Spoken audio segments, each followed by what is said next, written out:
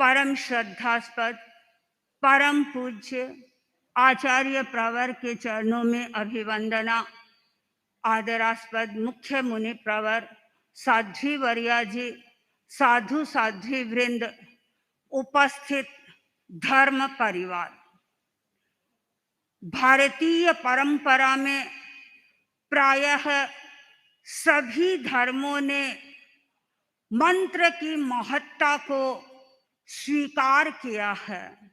वैदिक परंपरा में अपने अलग मंत्र प्रचलित हैं। बौद्ध परंपरा में भी मंत्र प्रचलित है और जैन परंपरा में जैन आचार्यों की एक लंबी परंपरा रही है। उनमें से भी और विशेष रूप से नाम लिया जाता है आचार्य शीलांक सूरी का, आचार्य अभयदेव सूरी का जो नवांगी टीकाकार हुए थे, और आचार्य हेमचंद्र का। कहा जाता है इन्होंने सरस्वती की आराधना की थी और आराधना के द्वारा संघ के साहित्य भंडार को समृद्ध किया था। आचार्य भद्रबाहु ने जब देखा संघ पर विपत्ति आ रही है, उन्होंने स्तोत्र का निर्माण किया, वह सग्गहर स्तोत्र। और वह स्तोत्र इतना प्रभावशाली था कि उस समय में जब उसका मंत्र किया जाता था तो उसके जो अधिष्ठित देव थे वे सामने आकर उपस्थित हो जाते थे। और आज भी वह स्तोत्र हमारी परंपरा में प्रचलित है। कई सिद्धसेन ने कल्याण मंदिर की रचना की, आचार्य मानतुंग ने भक्तामर स्तोत्र की रचना की।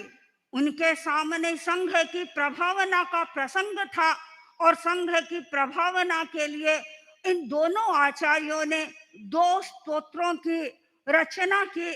और ये स्तोत्र सचमुच में बहुत प्रभावशाली हैं। और वर्तमान में भक्तामर स्तोत्र पर तो अनेक प्रकार की चिकित्साएं चल रही है। लोग उसका पाठ कर रहे हैं और पाठ के द्वारा अनेक प्रकार की बीमारियों का इलाज कर रहे हैं। एक बहन है जिसने भक्तामर पर ही रिसर्च किया है और वो अपनी रिसर्च के माध्यम से अनेक लोगों की चिकित्सा कर रहे हैं। आचार्य यशो विजय जी भी मंत्राराधक रहे हैं।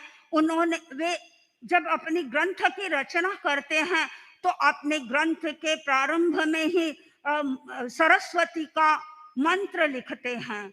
और जब मैं तेरा पंथ की परंपरा की ओर ध्यान केंद्रित करती हूँ तो श्रीमद् जयाचार्य का नाम मुखर होकर के हम सब के सामने आता है। और प्राय साधु साध्वियां विघ्न हरण की ढाल के संदर्भ में, मुनिंद मोरा की ढाल के संदर्भ में, और भिक्षु मारे प्रकट्या जी भरत खेतर में, यानी इन तीनों गीतिकाओं का संगान करते रहते हैं। और हम लोगों को ऐसा महसूस होता है कि ये तीनों गीतिकाएं केवल ढाले ही नहीं है, ये मंत्र है। और इसके द्वारा विघ्नों का स्वयं जयाचार्य ने भी शमन किया था। और वर्तमान में भी ऐसा लगता है ये गीतिकाएं इतनी ही महत्वपूर्ण है विघ्न निवारण के लिए। और बहुत से साधु साध्वियों के तो यह संगान का विषय बना हुआ है। कई साधु साध्वियां ऐसे हैं जो इनका जब तक गान नहीं करते हैं, संगान नहीं करते हैं, वे पानी का प्रयोग भी नहीं करते हैं। मैं देखती थी परम श्रद्धेया शासन माता साध्वी प्रमुख कनक प्रभा जी को वर्षों से उनके ये गीतिकाएं स्वाध्याय का विषय बनी हुई थी। तो ये जो गीतिकाएं हैं वे सचमुच में मंत्र का काम कर रही है। और उसके अतिरिक्त श्रीमद् जयाचार्य के समय में 5 ऋषि हुए थे अभिराशि को। ये 5 जो ऋषि थे वे अपने आप में शक्ति संपन्न थे, वे तपस्वी थे। और इनके नाम पर बनाया गया जो मंत्र है वह मंत्र भी चमत्कारिक मंत्र बन गया है।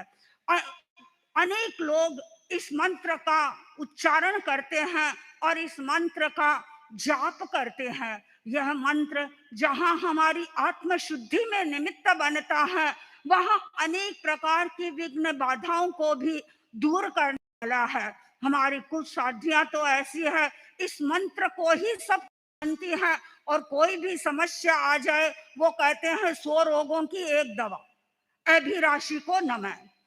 एक बार एक कपल आया था और उसने अपनी समस्याएं बताई। उसने कहा, मैं अनेक लोगों के पास जा चुका और मेरी ये समस्या उग्र रूप लेती जा रही है, अब मुझे क्या करना चाहिए। तो हमारे साध्वी जी ने उसको कहा, कुछ नहीं करना है, तुम्हें अभिराशि को नमः का जप करो, और जब कभी समय मिले बस अभिराशि को नमः का जप करते रहो। और उसके मन में उस मंत्र के प्रति इतनी आस्था पैदा हो गई कि उसने अपने घर में हर कमरे के बाहर अभिराशि को नमः, अभिराशि को नमः, और ऐसा लगता था कि उसने अभिराशि को मंत्र के द्वारा अपने घर को कवचित कर लिया था।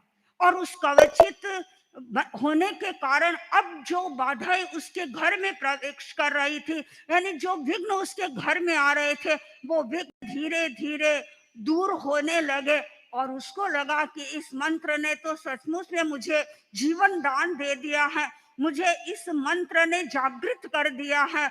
और उसके मन में उसके उस मंत्र के प्रति असीम आस्था पैदा हो गई। परम पूज्य जयाचार्य के बाद में पूज्य कालुगणी के बारे में हम सुनते थे।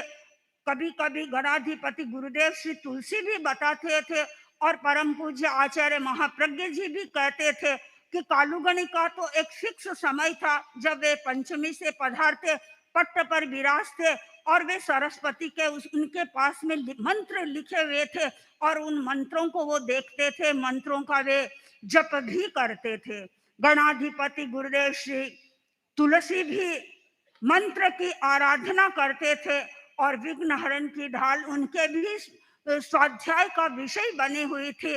और एक बार जब आपके घुटनों में दर्द हो गया था, और इसी ढाल के माध्यम से उस दर्द को दूर कर लिया।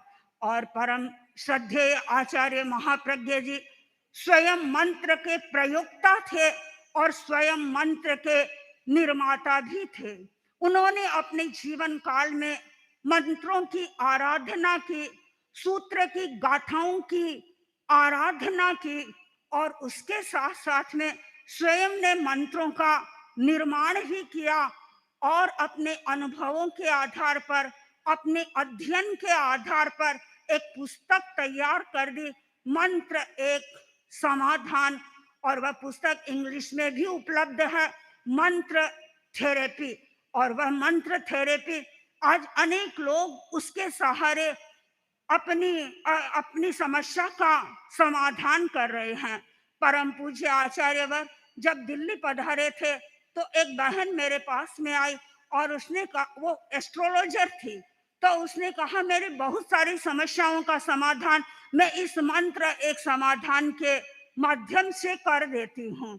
मंत्र एक समाधान में अनेक मंत्र हैं जिनका जिसके द्वारा हम अपनी शारीरिक, मानसिक, भावनात्मक अनेक प्रकार की समस्याओं को समाहित कर सकते हैं।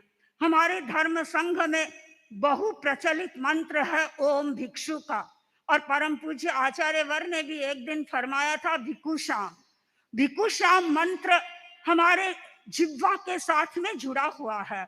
आचार्य वर ने तो ये भी फरमाया था कि जब कोई समस्या आए तो पहले नाम किसका निकलेगा, ओम भिक्षु, ओम भिक्षु। और आप लोग अनुभव करते होंगे अपने व्यक्तिगत जीवन में भी, जब कोई समस्या आती है तो सबसे पहले ओम भिक्षु ही मुंह से नाम निकलता है।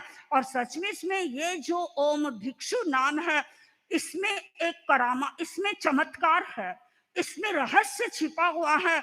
और जो व्यक्ति मन से इस मंत्र की आराधना करता है, अनेक प्रकार की समस्याओं का समाधान होता है।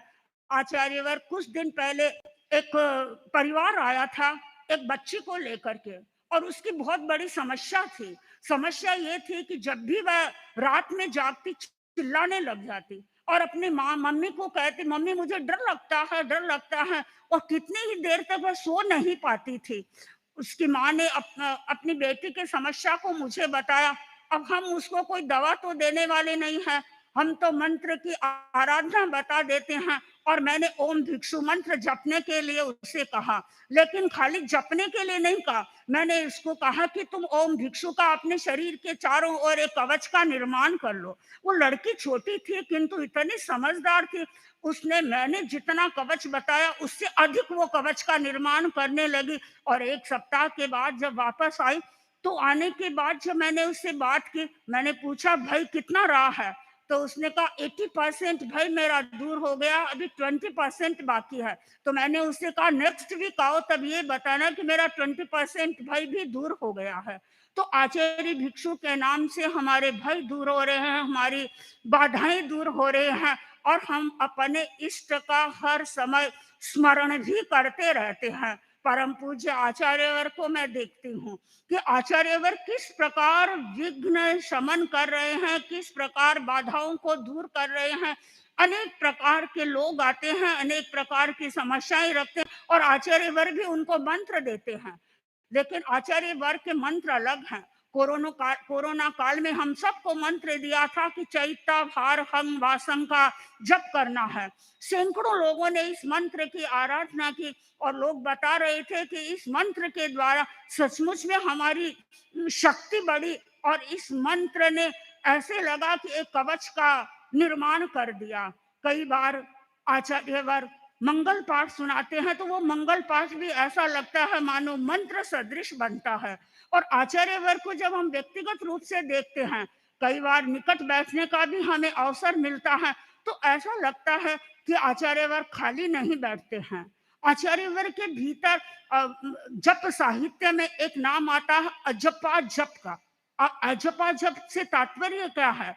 अजपा जप से तात्पर्य है कि जब कभी भी समय मिले, व्यक्ति अपने भीतर चला जाता है और अपने इष्ट के साथ में तादात्म्य में स्थापित कर लेता है। और आचार्यवर इस बात में मुझे ऐसा लगता है बड़े कुशल है, बड़े दक्ष हैं, और जैसे ही समय मिलता है आचार्यवर भीतर चले जाते हैं।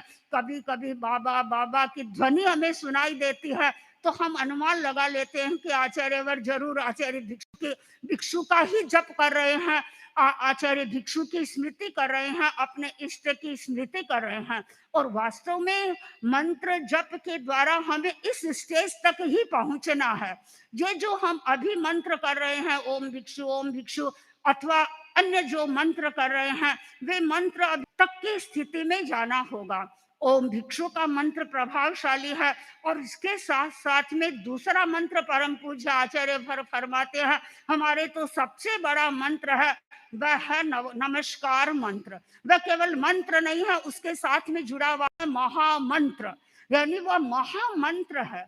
अनेक प्रकार के ऐसे मंत्र हैं जो नमस्कार मंत्र के साथ में जुड़े हुए हैं, और अनेक अनेक प्रकार की समस्याओं का समाधान करते हैं। और इस संदर्भ में एक और घटना का उल्लेख करना चाहूंगी।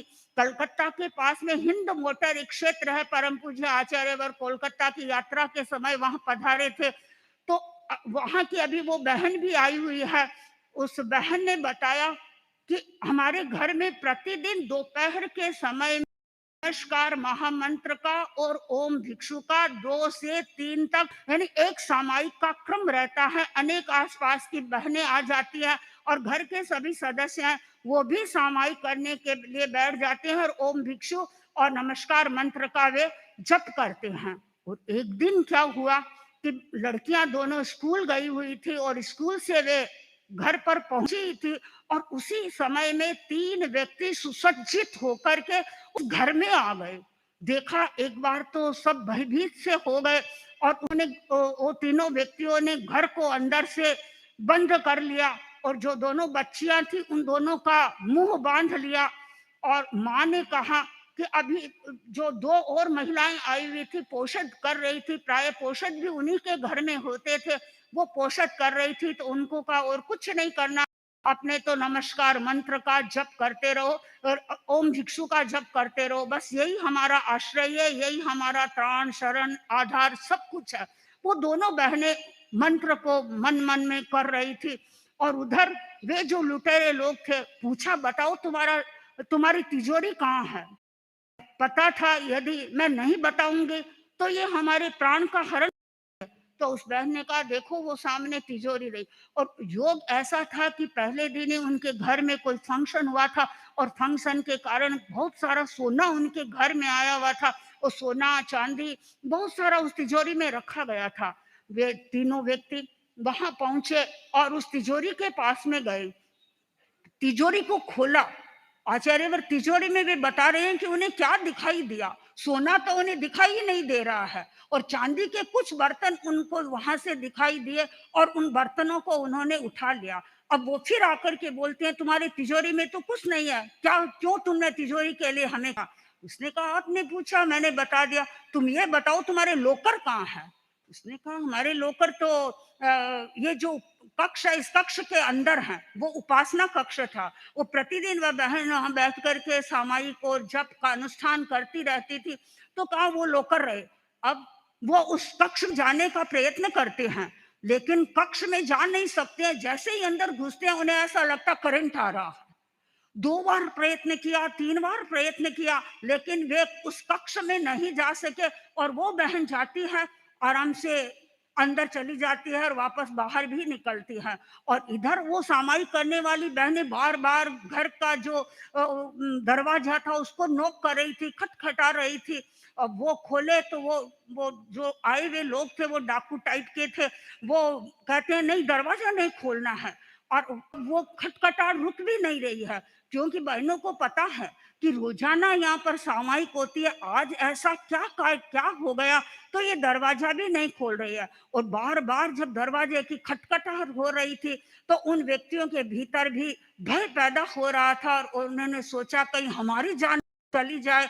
और वो जल्दी से दरवाजा खोल करके ऐसे भागे मानो उस कैसे यहाँ से निकल गए, फट से निकल गए। और निकलते निकलते जो गेट कीपर था उसने उन्होंने उसको पकड़, एक व्यक्ति को पकड़ लिया और एक व्यक्ति को पकड़ा तो वो तीनों ही व्यक्ति पकड़ में आ गए। और पकड़ में आकर के जो कुछ भी उनके घर से ले गए थे वह तो सब उनको वापस मिल ही गया। बहनें बता रही थी कि वह यह सब क्यों हुआ, कैसे हुआ। हम तो यही मानते हैं कि हमारा घर नमस्कार महामंत्र से कवचित हुआ था, हमारा घर ओम भिक्षु के मंत्र से कवचित बना हुआ था और इसके कारण किसी प्रकार की कोई समस्या हमारे सामने नहीं आई। बहनें डर रही थी कि कहीं ये 2 छोटी बच्चियां हैं इनको नहीं मार दें, लेकिन कुछ भी नहीं हुआ। और ये इतनी बड़ी जो समस्या थी वे समस्या से उबर गए। तो इस घटना से हम अंदाजा लगा सकते हैं कि ओम भिक्षु और नमस्कार महामंत्र के जप में कितनी बड़ी शक्ति है, कितनी बड़ी ताकत है और इनके द्वारा कैसे हम अपने विघ्नों का निवारण कर सकते हैं। नमस्कार महामंत्र विघ्न बाधाओं को दूर करता है। ग्रह योग से जुड़ी हुई भी जो बाधाएं हैं वो नमस्कार महामंत्र दूर करता है। कई एस्ट्रोलॉजर ऐसे हैं आचार्यवर जो ग्रह रोग से जुड़ी हुई समस्याओं के लिए मंत्र का प्रयोग बताते हैं और वे और वह मंत्र है नमस्कार महामंत्र।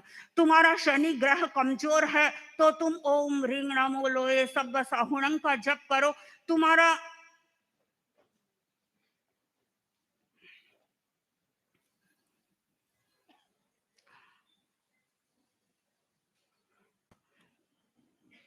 ग्रह दोष निवारण के लिए भी नमस्कार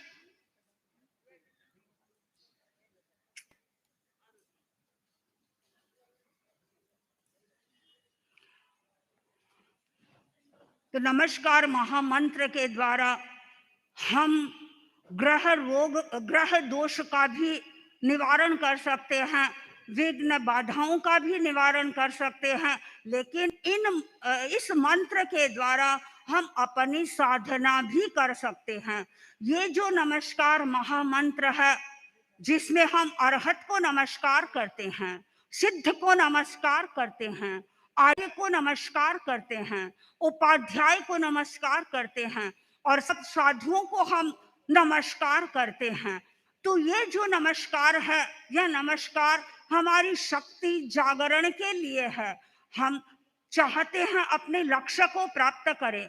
हमने अपना लक्ष्य बनाया है कि हमें वीतरागता को प्राप्त करना है, और वीतरागता को यदि हमें प्राप्त करना है तो हमें अरहत की स्तुति करनी होगी। अरहत का जो मंत्र है उस मंत्र का जप करना होगा, मंत्र का अभ्यास करना होगा। और उसके लिए हमारा मंत्र है ओम ह्रीं नमो अरहंताणं। इस मंत्र का हम उच्चारण करें, शुद्ध उच्चारण करें। केवल उच्चारण ही पर्याप्त नहीं है, हमें इस मंत्र के अर्थ को भी समझना होगा। इस मंत्र का अर्थ क्या है? हम जब नमो अरहंताणं का उच्चारण कर रहे हैं तो उस समय में हमारी भावधारा कैसी होनी चाहिए, इस अर्थ की हमें स्मृति होनी चाहिए। यानी जब हम नमो अरहंताणं का उच्चारण करें तो हमें ये स्मृति में रहना चाहिए कि जो अरहत भगवान है वो अनंत अरहताओं के पुंज है, अनंत शक्ति उनके भीतर है। मैं अरहत भगवान का स्मरण कर रही हूँ। इस वंदे गुरुवरम।